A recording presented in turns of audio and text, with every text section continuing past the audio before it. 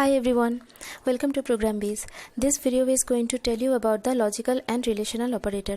In my previous video of operator, I have already discussed about the arithmetic and increment-decrement operator, which link is provided in the description section. You can go and check for it. Before starting this video, I would like to request you all to subscribe my channel if you have not subscribed yet and press on the bell button to get the notifications. Now let's get started with the video. So first one is the logical operator in this video. The logical operator means the logical relationship between two operands. There are mainly three types of logical operator, that is logical AND, logical OR and logical NOT. The symbols are given here. So with the help of this we can put the logical relationship between two operands and create the conditions. Now first one is the logical AND. In case of logical AND, you can see in the flowchart that is x and y means the variable of x and the variable of y, both of the value must be true, only that the output will be true. If one of the condition or the value of the variable become false, then the output will be false.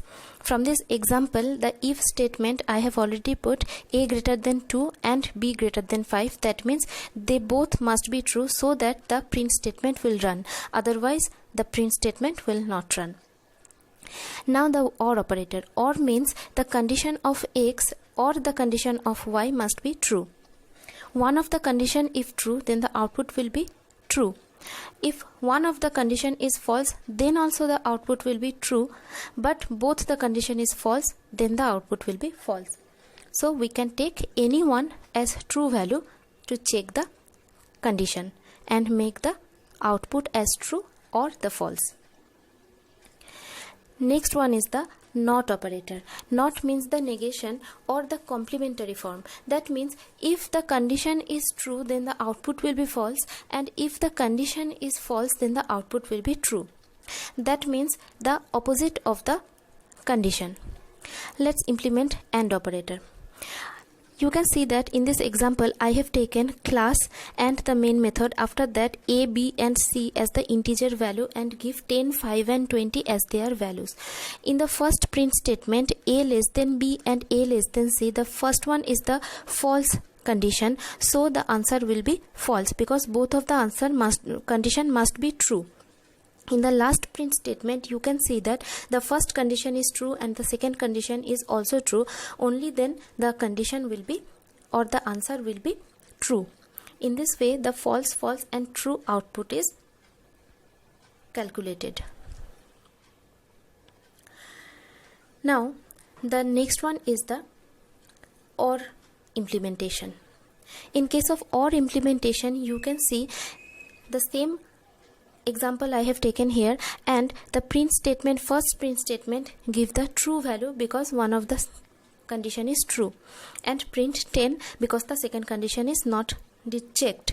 And in the second print statement the false and true statement are there, so it is also true, but the 11 is printed because c greater than a plus plus, so incremented value is print here. Next one is the NOT implementation.